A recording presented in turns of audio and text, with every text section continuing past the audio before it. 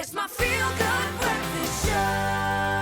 Welcome back. It is your feel-good breakfast show, Expresso on S3.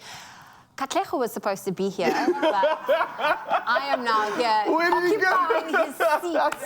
Because we have some special friends. I'm taking care of things here by the music block. Everything is fine here. Thanks. Thanks.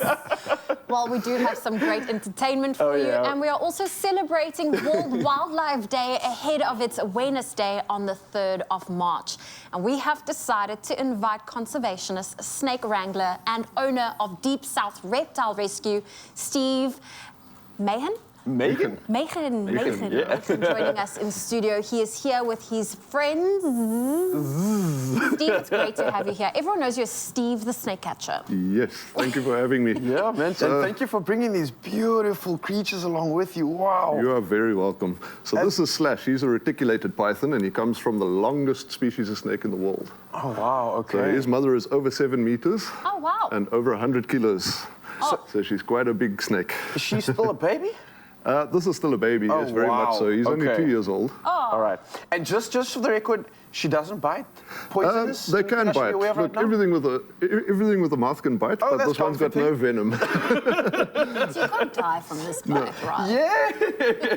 Listen, Steve, let me get straight into it. When was your first encounter with these majestic beings? Was it a skrik moment for you, or was it like a wow, jaw-dropping? It was a jaw-dropping moment. Okay, so I'm from Scotland initially. So when I first came here, I was only 9 years old. So my first mission in life was to get out in the garden and find out what lives in South Africa. Okay, wow. All right. So I had a host of house snakes that I used to nurture in the garden. So they were wild snakes, but they used to live under certain rocks. So you were that kid? I was that kid. I was that guy. So I used to go... snakes in the house? Yes, I got some snakes in the house, like these guys. Oh, Mom must have loved you. Yeah, my mom loved me very much. So anyway, funny story is, I went to pick up an olive house snake, which is a harmless species. Okay. And unfortunately, a Cape Cobra had moved in and eaten my olive house snake. Oh, no. Oh, wow. And being a 9-year-old kid, I didn't realize the difference. So when I went to pick up my olive house snake, it was indeed a cobra. So that made an umbrella at me.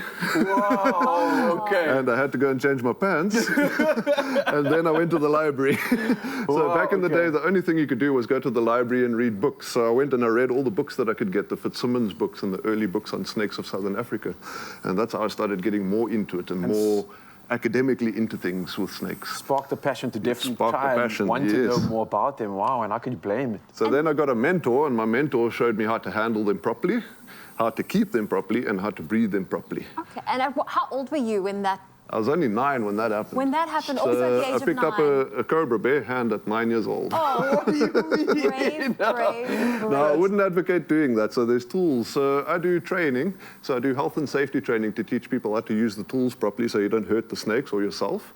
And also the first aid, which is very important, and how to identify snakes. Because in South Africa, we get roughly 176 species that are documented. Sure. Yeah. Right?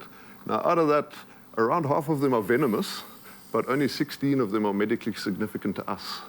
So from those 16, you get 2 kinds of antivenom that treat those bites. One is called monovalent.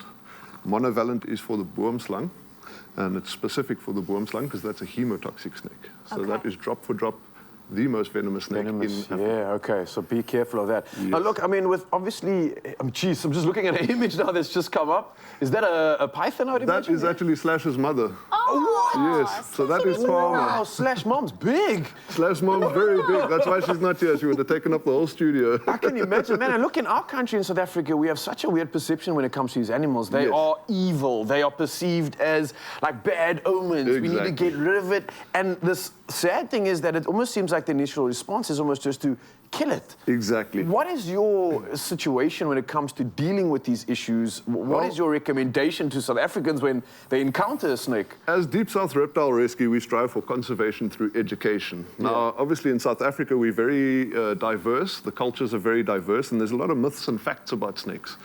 So a lot of people believe them to be evil things and they have to be killed, but that's not the case. They're actually very important for our environment. So the wild snakes need to be protected. They need to be looked after the same as any other animal because they actually control populations of smaller animals like our mice and birds. So without snakes, we would have a big problem because there would be too many mice and birds eating all the crops. So farming would become a problem. Not only that, the snakes are also a vital food source. The smaller snakes are a vital food source for our bigger predators, like our eagles, Oh, wow. our mongoose, our porcupines, all sorts of animals prey on snakes. So they're a vital part of the ecosystem. And as Deep South Reptile Rescue, we try to promote that image, not the scary image. So all the things you see on Google about snakes like this laying next to you in bed and sizing you up, it's untrue. That doesn't happen. Okay. All As you right, can see, Slash is very happy just to chill with me. He's not interested in biting anybody. Yeah, He looks is like looking it. happy. Yeah. I know we have to go to our Right. music soon, but just Steve, how many snakes do you personally have at home? Like how many pets? I've got a number of pets because I do the education work. So I've got currently 64 because one of my snakes gave birth. All right. Not many visitors at your place then, right? No, I've actually got a lot of visitors at my place. My friends actually love it. A lot of my friends were scared of snakes in the beginning, but from meeting snakes like Slash, that's very calm and very nice, they've Can I gotten give it used a to it. cuddle? I don't know. Can I? You can give it a cuddle, yeah. Nothing's gonna happen, right? Nothing will happen. I got you.